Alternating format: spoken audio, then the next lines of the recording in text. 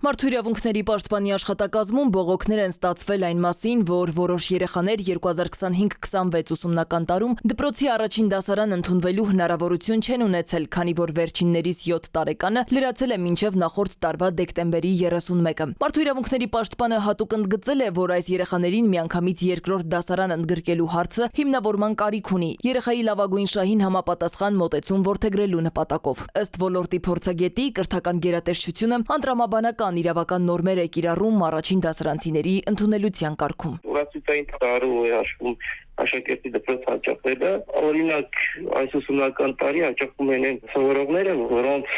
6 տարին կլրանա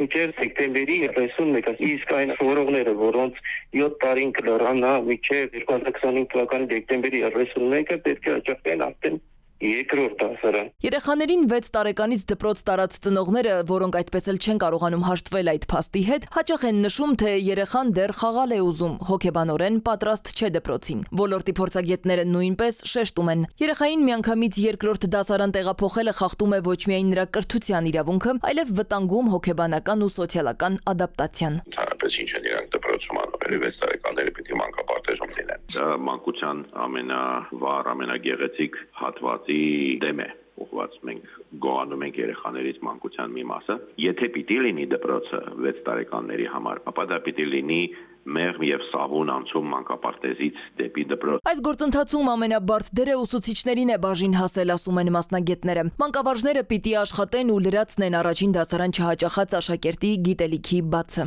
Երեխան տառերը չի ճանաչում, չի կարողանում գրել, իսկ իր հասակակիցները արդեն նախորդ տարում տառերը սովորել են։ Եթե երեխան տառերը չգիտի, պետք է դասվարը լրացուցիչ աշխատանք իրականացնի, որպեսզի անհատական մոտեցման միջոցով տվյալ աշակերտը հասցնի իր մյուս հասակակիցներին, իսկ այդ հավելյալ աշխատանքի համար ցավոք սրտի ուսուցիչները նաև չեն էլ վարձատրվում։ Երեխայի կրթության իրավունքի ապահովումը պետք է առաջնորդվի երեխայի անհատական զարգացման եւ լավագույն շահի սկզբունքով։ Փորձագետներն ու մանկավարժները միաձայն ընդգծում են, դպրոց հաճախելու կարգը պետք է լինի ճկուն, հարմարեցված երեխայի իրական կարիքներին։ Մինչ այդ համակարգի խառնաշփոթը շարունակում է հավելյալ խնդիրներ ստեղծել թե ծնողների, թե ուսուցիչների համար։